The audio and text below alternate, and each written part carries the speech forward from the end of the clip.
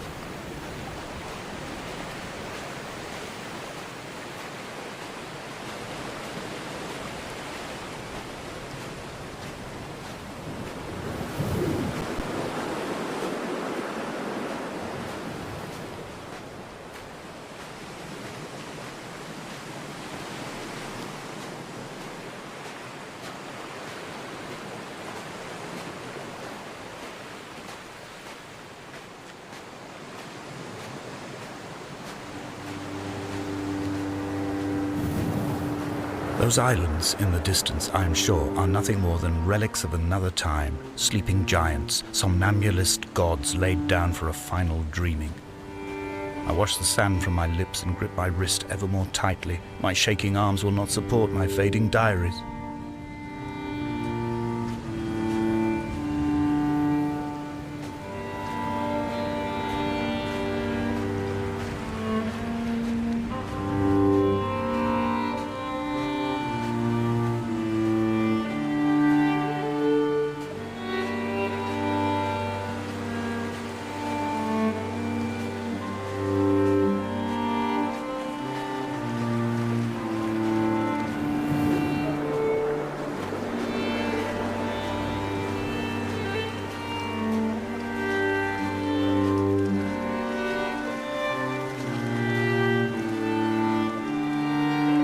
Dear Esther, I found myself to be as featureless as this ocean, as shallow and unoccupied as this bay, a listless wreck without identification. My rocks are these bones, and a careful fence to keep the precipice at bay. Shot through me caves, my forehead a mount. This aerial will transmit into me so. All overexposed, the nervous system, where Donnelly's boots and yours and mine still trample. I will carry a torch for you. I will leave it at the foot of my headstone. You will need it for the tunnels that carry me under.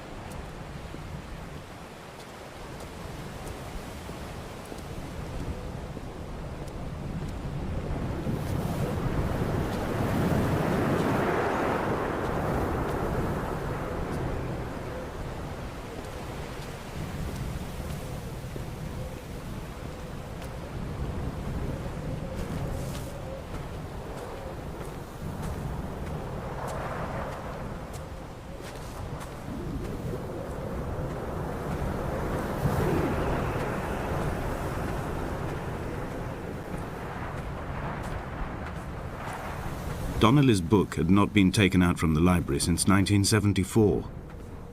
I decided it would never be missed as I slipped it under my coat and avoided the librarian's gaze on the way out. If the subject matter is obscure, the writer's literary style is even more so. It is not the text of a stable or trustworthy reporter. Perhaps it is fitting that my only companion in these last days should be a stolen book written by a dying man.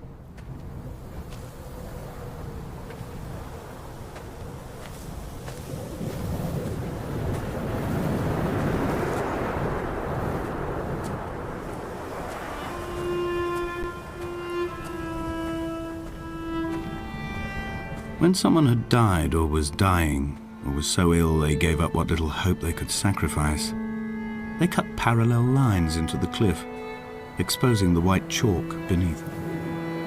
You could see them from the mainland or the fishing boats, and know to send aid or impose a cordon of protection, and wait a generation until whatever pestilence stalked the cliff paths died along with its hosts. My lines are just for this: to keep any would-be rescuers at bay. The infection is not simply of the flesh.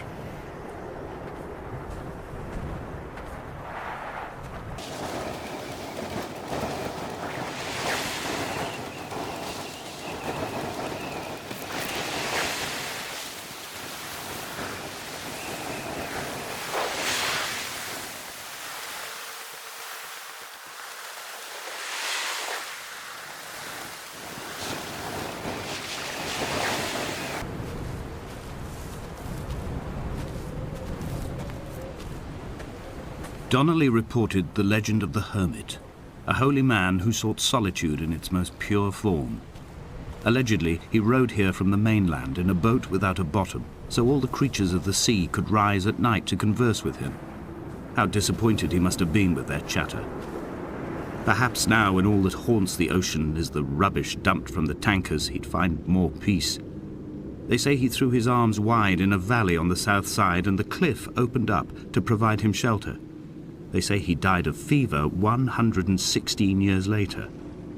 The shepherds left gifts for him at the mouth of the cave, but Donnelly records they never claimed to have seen him. I have visited the cave and I have left my gifts, but like them, I appear to be an unworthy subject of his solitude.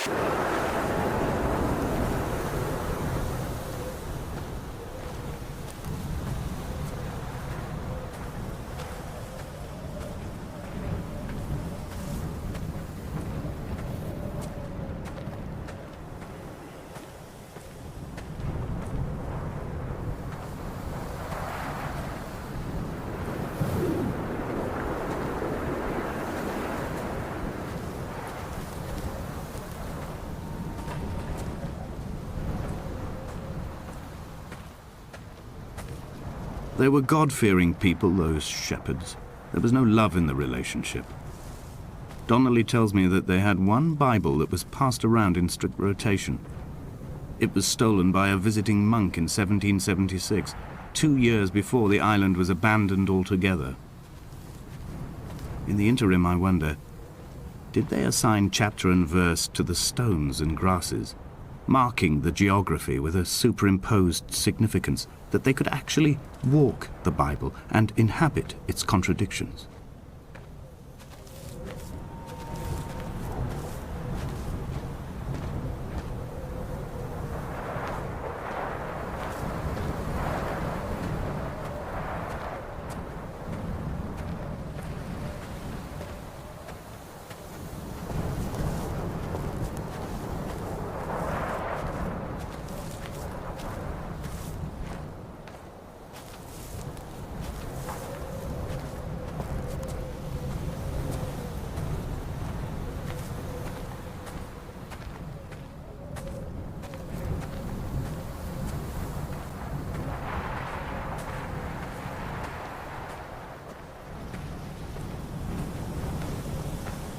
Dear Esther, I met Paul. I made my own little pilgrimage. My Damascus, a small semi-detached on the outskirts of Wolverhampton. We drank coffee in his kitchen and tried to connect to one another. Although he knew I hadn't come in search of an apology, reason or retribution, he still spiraled in panic, thrown high and lucid by his own dented bonnet. Responsibility had made him old. Like us, he'd already passed beyond any conceivable boundary of life.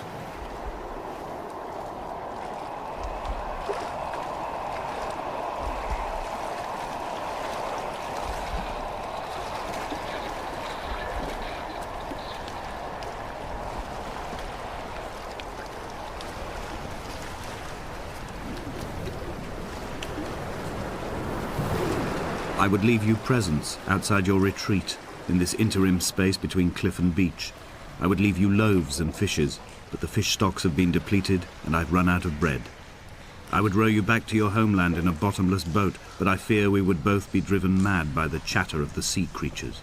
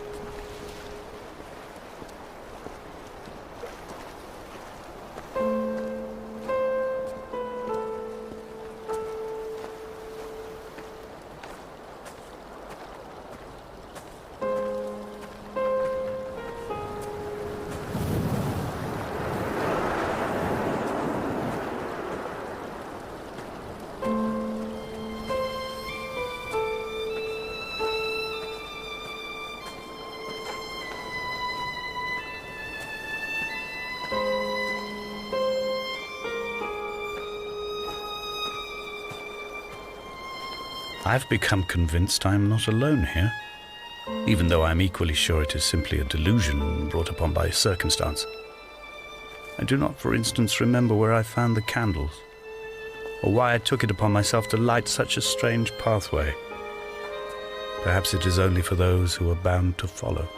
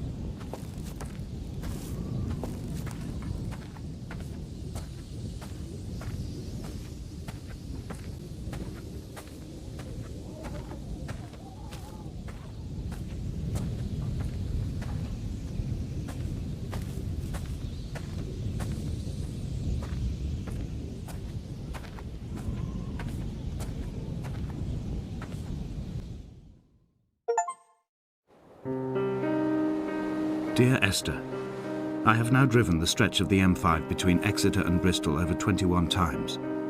But although I have all the reports and all the witnesses, and have cross-referenced them within a millimetre using my ordnance survey maps, I simply cannot find the location.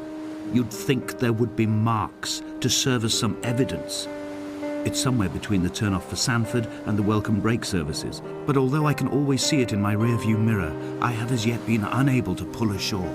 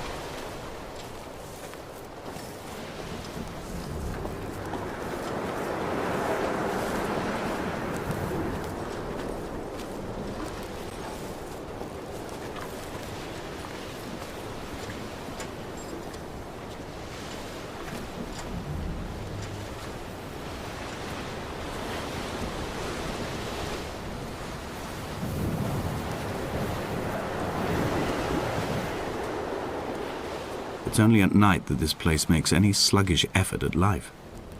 You can see the buoy and the aerial.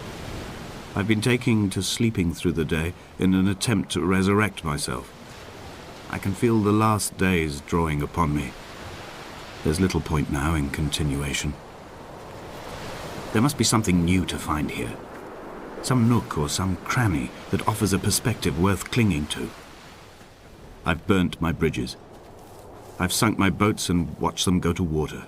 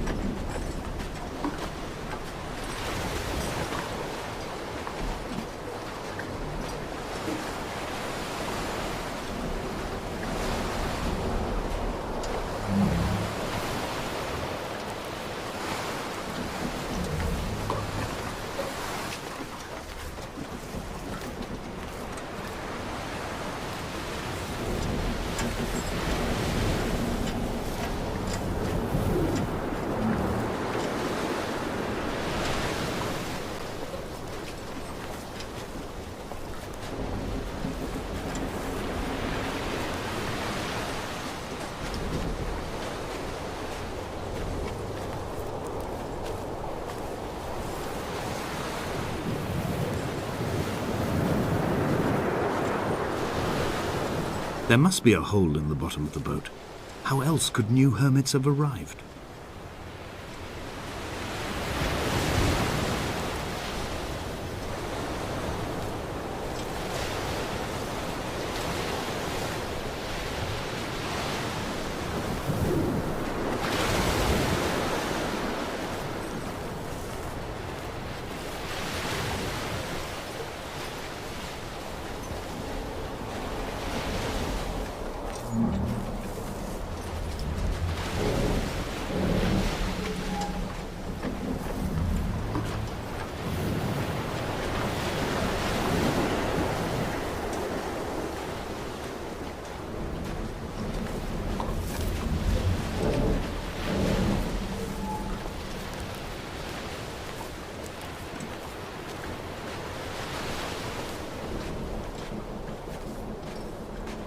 I had kidney stones and you visited me in the hospital. After the operation, when I was still half submerged in anesthetic, your outline and your speech both blurred. Now my stones have grown into an island and made their escape, and you have been rendered opaque by the car of a drunk.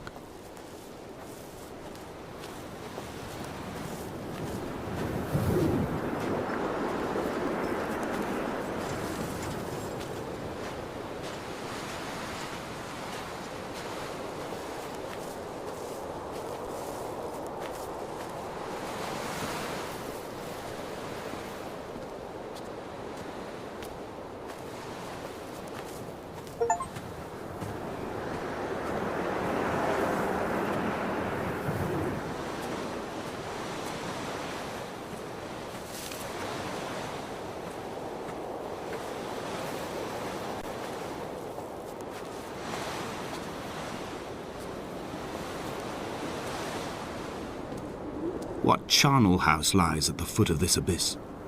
How many dead shepherds could fill this hole?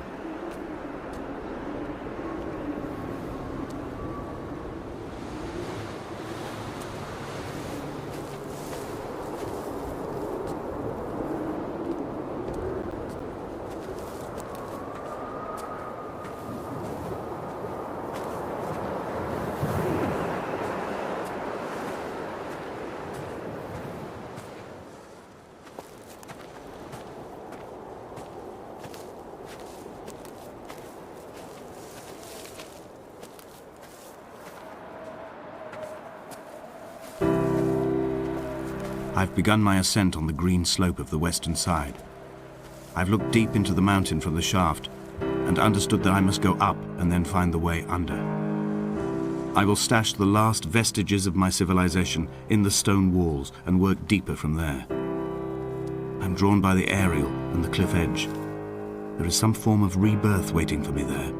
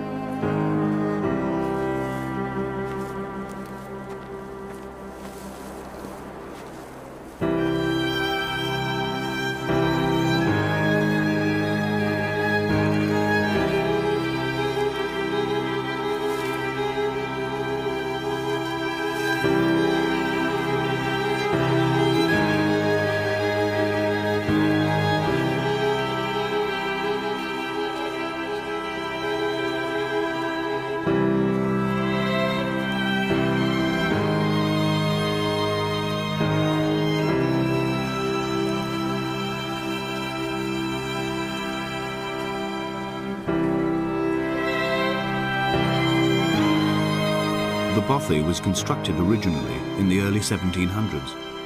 By then, shepherding had formalized into a career. The first habitual shepherd was a man called Jakobsen, from a lineage of migratory Scandinavians. He was not considered a man of breeding by the mainlanders. He came here every summer whilst building the bothy, hoping eventually that becoming a man of property would secure him a wife and a lineage. Donnelly records that it did not work. He caught some disease from his malcontented goats and died 2 years after completing it. There was no one to carve white lines into the cliff for him either.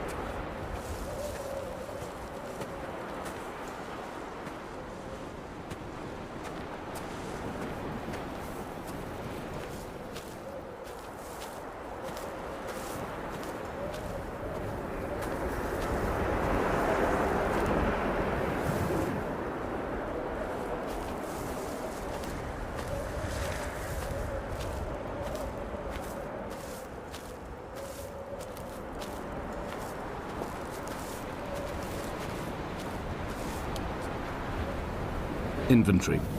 A trestle table we spread wallpaper on in our first home. A folding chair. I laughed at you for bringing camping in the lakes. I was uncomfortable later and you laughed then. This diary, the bed with the broken springs. Once asleep you have to remember not to dream. A change of clothes. Donnelly's book, stolen from Edinburgh Library on the way here.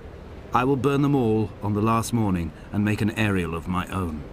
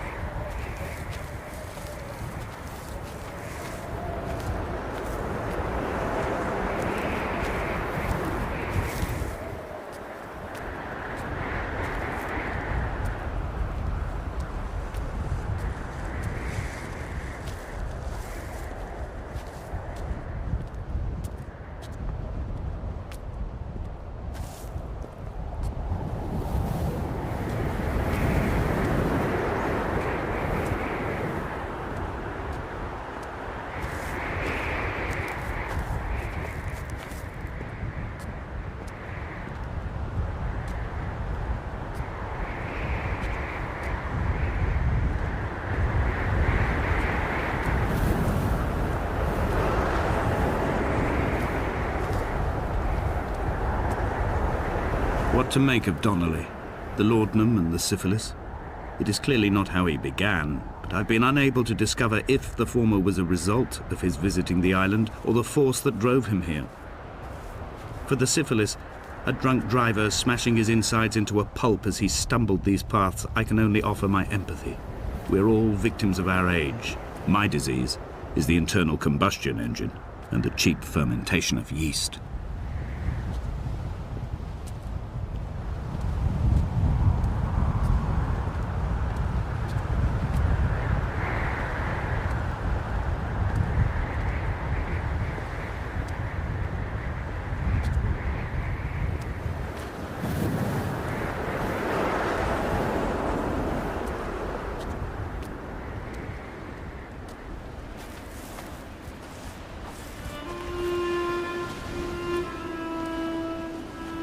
They found Jakobsen in early spring.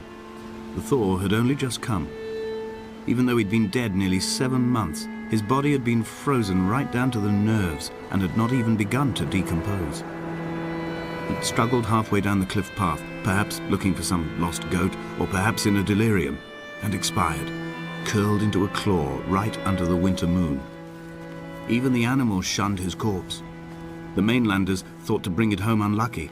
Donnelly claims they dragged it to the caves to thaw out and rot, but he is proving an unreliable witness.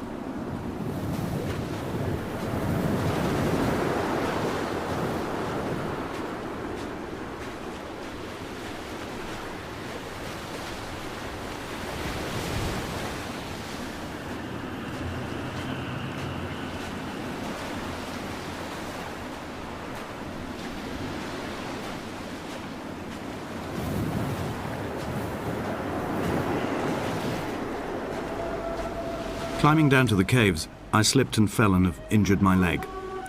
I think the femur is broken. It is clearly infected. The skin has turned a bright, tight pink, and the pain is crashing in on waves, winter tides against my shoreline, drowning out the ache of my stones.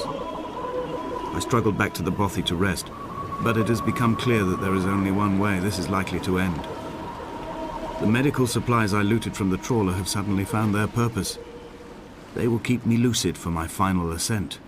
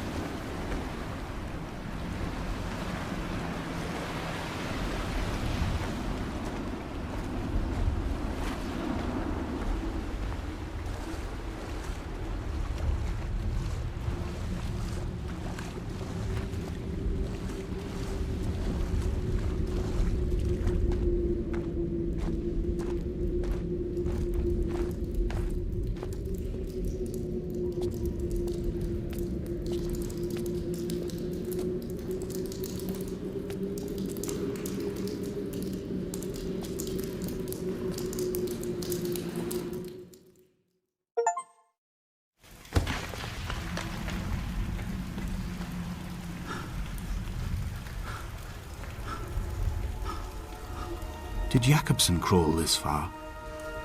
Can I identify the scratches his nails ruined into the rocks? Am I following him cell for cell, inch for inch?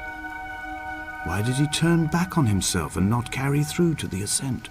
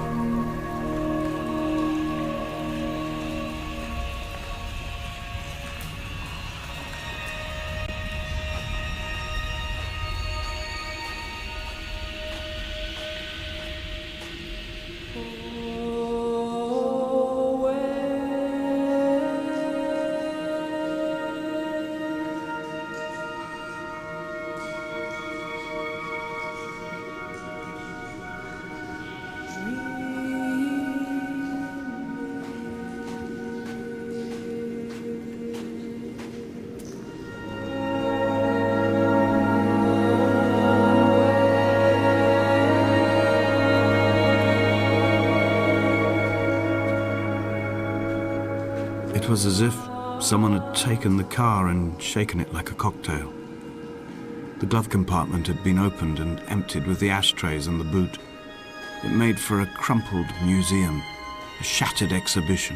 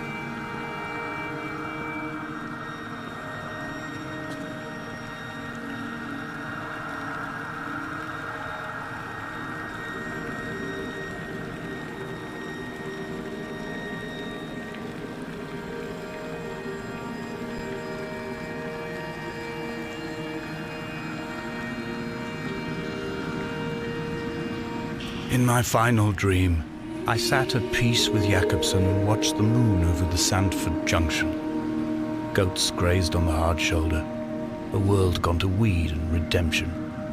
He showed me his fever scars, and I mine, between each shoulder the nascency of flight.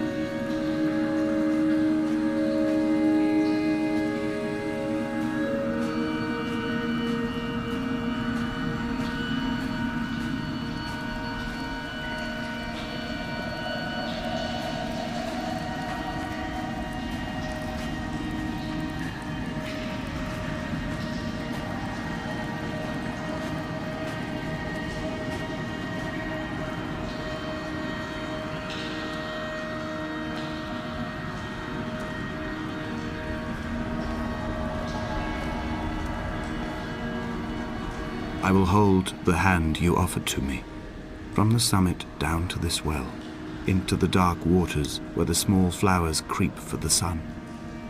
Headlights are reflected in your retinas, moonlit in the shadow of the crematorium chimney.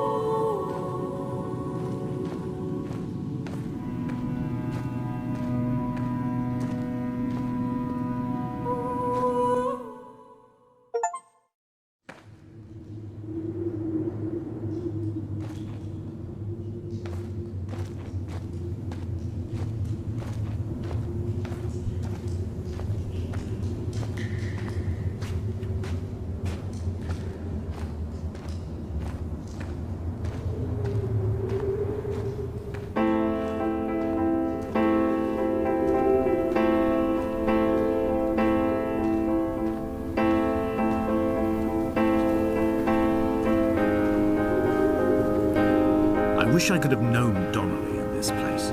We would have had so much to debate. Did he paint these stones or did I? Who left the pots in the hut by the jetty? Who formed the museum under the sea? Who fell silently to his death into the frozen waters? Who erected this godforsaken aerial in the first place? Did this whole island rise to the surface of my stomach, forcing the gulls to take flight?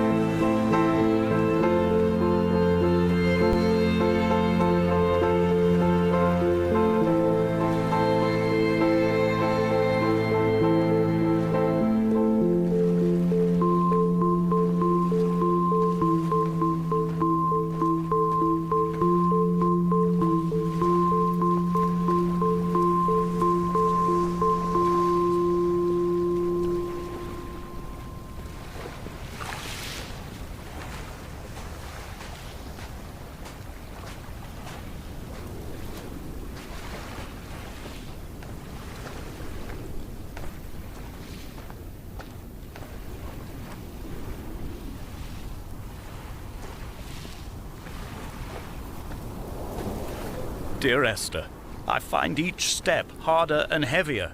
I drag Donnelly's corpse on my back across these rocks, and all I hear are his whispers of guilt, his reminders, his burnt letters, his neatly folded clothes. He tells me I was not drunk at all.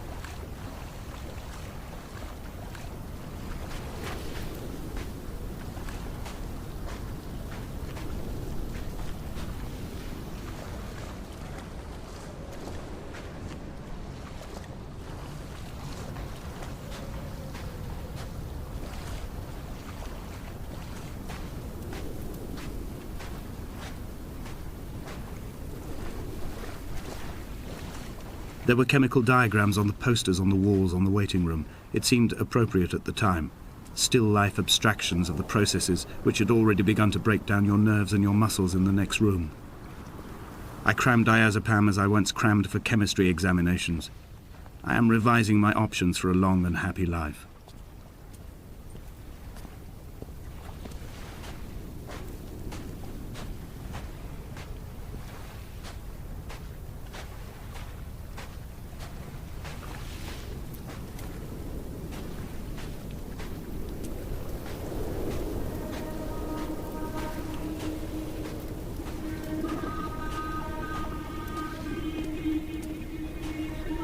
From here, I can see my armada.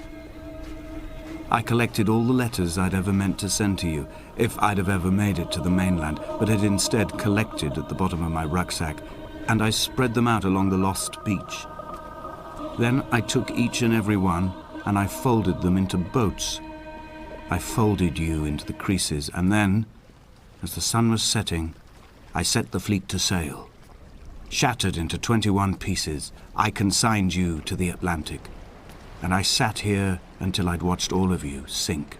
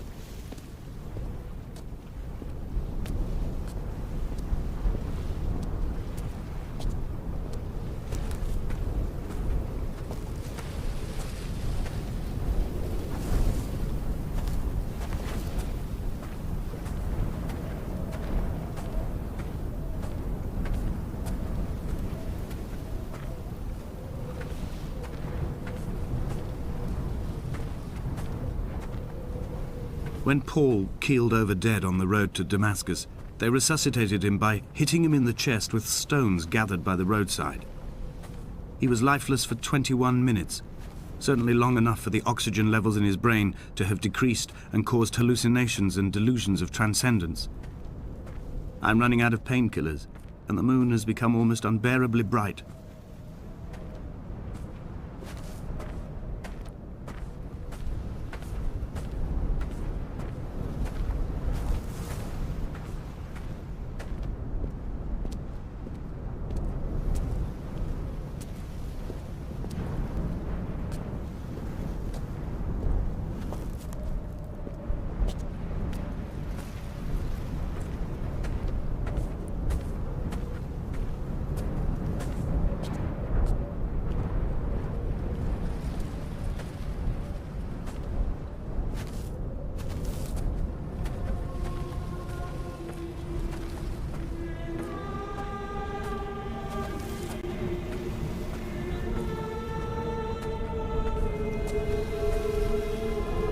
I've begun my voyage in a paper boat without a bottom. I will fly to the moon in it. I've been folded along a crease in time, a weakness in the sheet of life. Now you've settled on the opposite side of the paper to me. I can see your traces in the ink that soaks through the fiber, the pulped vegetation. When we become waterlogged and the cage disintegrates, we will intermingle. When this paper aeroplane leaves the cliff edge and carves parallel vapor trails in the dark, we will come together.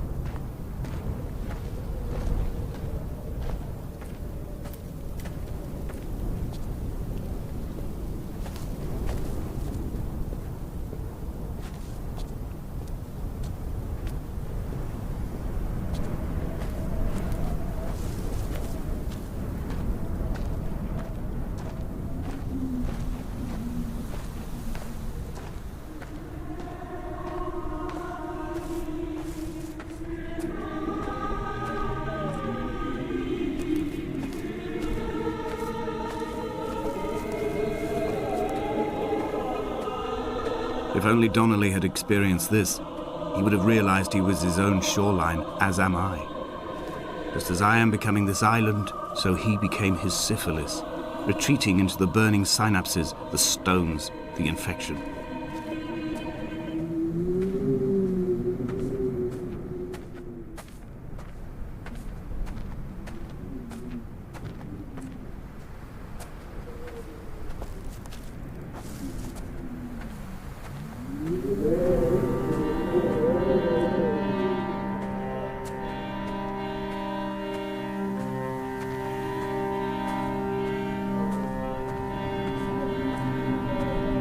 Bent back like a nail, like a hangnail, like a drowning man clung onto the wheel, drunk and spiraled, washed onto the lost shore under a moon as fractured as a shattered wing. We cleave, we are flight and suspended, these wretched painkillers, this form inconstant. I will take flight, I will take flight.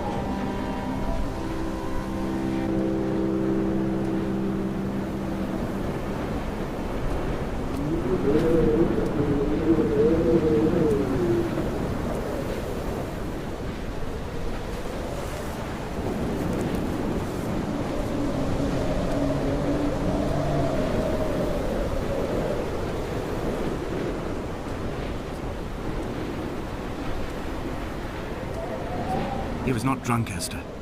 He was not drunk at all. He had not drunk with Donnelly or spat Jakobsen back at the sea. He had not careered across the lost shores and terminal beaches of this nascent archipelago. He did not intend his bonnet to be crumpled like a spent tissue by the impact.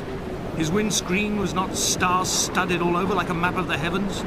His paintwork etched with circuit diagrams, strange fish to call the gulls away. The phosphorescence of the skid marks lighting the M5 all the way from Exeter to Damascus.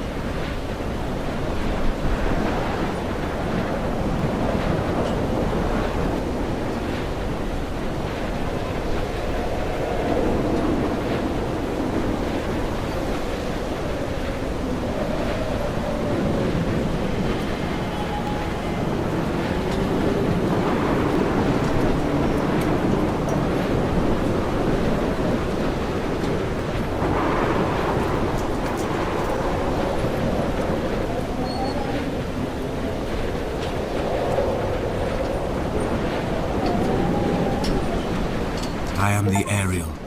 In my passing, I will send news to each and every star.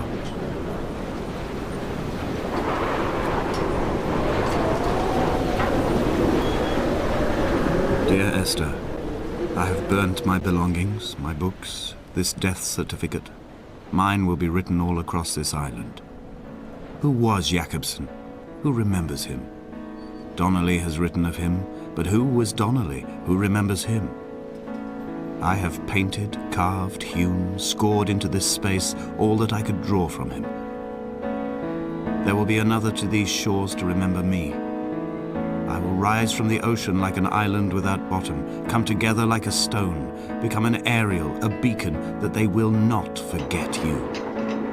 We have always been drawn here. One day the gulls will return and nest in our bones and our history. I will look to my left and see Esther Donnelly flying beside me. I will look to my right and see Paul Jakobsen flying beside me. They will leave white lines carved into the air to reach the mainland, where help will be sent.